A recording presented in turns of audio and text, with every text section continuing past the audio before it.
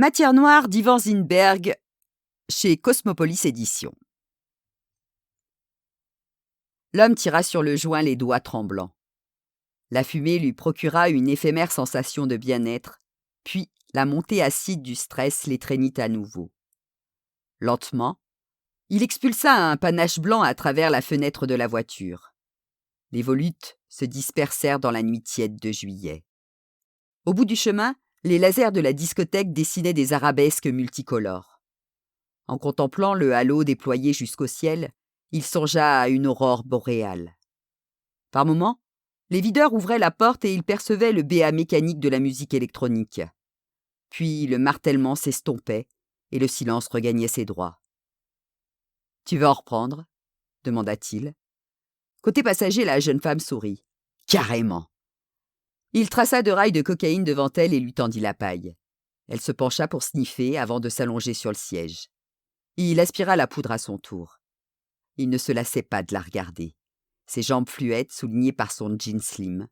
Son profil parfait avec son nez rectiligne et sa bouche scintillante. Ses seins fermes, moulés sous l'étoffe satinée, beaux comme des diamants. Autour d'eux, le monde n'existait plus. Il s'était stationné à l'écart pour ne pas être dérangé, à un demi-kilomètre de la boîte de nuit. Sous le clair de lune, au milieu des champs noyés de pénombre. Seuls les voyants fluorescents du tableau de bord perçaient dans les ténèbres. Elle alluma une cigarette. Pendant de longues minutes, elle fuma, immobile, recrachant parfois la fumée en petits cercles concentriques qui jaillissaient par à-coups. Elle se tourna vers lui. « On y va ?» ?»« Non. » Brièvement, il éprouva un curieux sentiment de sérénité, en décalage avec l'intensité malsaine de la chose terrée au fond de lui. Il fit remonter les vitres de la berline. « Pourquoi ?» Il avisa la fille, les yeux enflammés, animés d'une mystérieuse fureur. Elle perçut le malaise et eut un geste de recul. « Qu'est-ce qu'il y a ? T'as l'air bizarre !» Il ne répondit pas. Déjà ailleurs, paralysé. « C'est quoi cette tête ?» reprit-elle. Alors, la raison lui échappa. Il agrippa la jeune femme au niveau du cou de ses mains. Il serra autant que ses muscles le permettaient.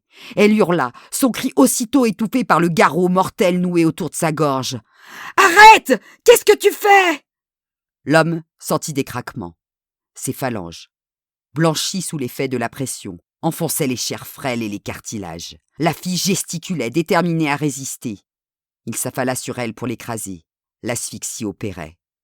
D'un mouvement lourd, il se hissa plus haut et lui bloqua les bras en y appuyant ses genoux. « Arrête !»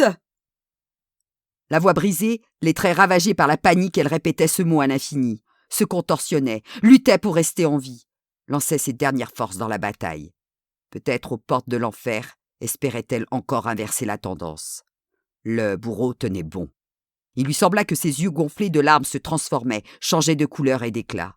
Miroir d'une âme aux abois, ils exprimaient terreur et détresse. Elle se résignait, acceptait la défaite, condamnée à cette fin imprévisible. Personne ne viendrait la secourir. Après une éternité, il finit par la relâcher. La fille ne bougeait plus, le visage exsangue, sa poitrine n'exhalait aucun souffle. L'homme se laissa retomber sur le dos et eut une quinte de toux, grasse et puissante. Il épongea son front moite de sueur, ses membres tressaillaient. Son cœur frappait à un rythme infernal. Il patienta, les paupières closes. 1 minute, 2, 3. Le calme coula à nouveau en lui. Il se redressa et sortit de la voiture. Prenant garde de ne pas trébucher dans l'obscurité, il ouvrit le coffre, puis la portière droite.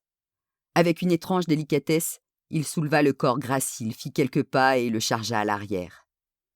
Il se donnait les faits d'un ogre, d'un mangeur d'enfants. La folie l'avait quitté. À présent, il se maîtrisait.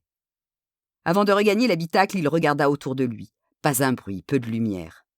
Seuls existaient les étoiles, la lune et les lasers de la boîte, plus colorés que jamais dans le ciel d'été. Là-bas, la fête continuait. Une foule insouciante dansait, buvait, s'amusait sous les stroboscopes. Personne ne savait. Personne ne saurait.